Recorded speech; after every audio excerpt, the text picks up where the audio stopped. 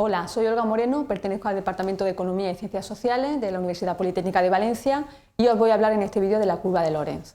Como sabéis, los distintos países tienen una renta per cápita que puede variar mucho entre unos y otros, pero a veces no nos interesa tanto saber cómo es la renta per cápita, si es alta o baja, esa media, sino si hay diferencias importantes dentro de un mismo país en cómo está distribuida la renta, es decir, si hay una cierta equidad en la distribución de la renta o si hay fuertes desigualdades. Y para eso la media no nos sirve, necesitamos alguna otra herramienta analítica que nos permita saber algo más de esa equidad. Y la curva de Lorenz sería una herramienta analítica que se utiliza bastante. En concreto, en este vídeo, nuestros objetivos son representar la curva de Lorenz y también que al final del vídeo sepáis interpretar la información que nos proporciona la curva de Lorenz sobre la equidad en la distribución de la renta de un país. ¿Cómo se representa la curva de Lorenz? Bien, tenemos aquí un sistema cartesiano, tenemos dos ejes. En el eje de abscisas tenemos el porcentaje acumulado de población desde las decilas de menos renta hasta las decilas de más renta. Eso significa que este 10% sería el porcentaje de población más pobre, vamos a decirlo así. Después seguiría el 10% de población con un poquito más de renta, pero todavía bastante escasa, y así sucesivamente. Y en el eje de ordenada lo que se representa es qué porcentaje de toda la renta del país acumula o reúne cada porcentaje de población.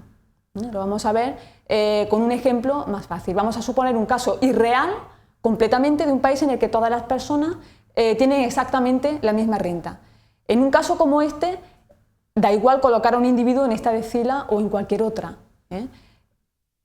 Ese 10% de población, ¿qué porcentaje de toda la renta tendrá?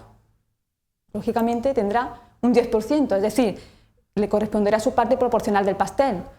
El 20% de la población tendrá el 20% de la renta del país y así sucesivamente. Eso sería una curva de Lorenz, en este caso sería una recta que representa un país con una equidad perfecta.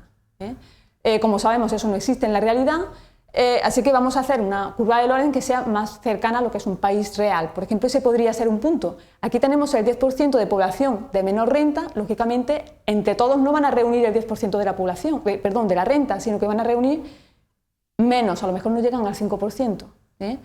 Ese podría ser otro punto. El 30% de la población de menos renta, pues a lo mejor entre todos reúnen el 10% de la renta del país. El 70% de la población a lo mejor no llega a la mitad aproximadamente. Y luego lo que sí está claro es que el 100% de la población del país entre todos tienen que reunir el total de la renta del país. Luego ahí tenemos la curva de Lorenz. Lógicamente, cuanto más se aleje la curva de Lorenz de la equidad perfecta, más desigualdad habrá en ese país. Aquí tenemos otro ejemplo de una curva de Lorenz de un país donde habría más desigualdad. Fijaos en ese punto. El 90% de la población, lo tenéis aquí, entre todos, o prácticamente todos, reúnen el 30% de la renta del país, y el 10% restante reuniría casi toda. Ese sería el punto correspondiente en la curva anterior. Como veis, el 90% de la población reúne el 80% de la renta, lo cual es bastante más equitativo. ¿Cómo sería el país más desigual posible, llevándolo al extremo, también irreal? Pues esa sería la situación de desigualdad perfecta. Sería una situación en la que todos los individuos del país no tendrían nada, sería esa línea horizontal, y el último individuo pues sería el que lo tendría todo. Todas las curvas de Lorenz de los distintos países oscilarían entre la línea de equidad perfecta y de desigualdad perfecta.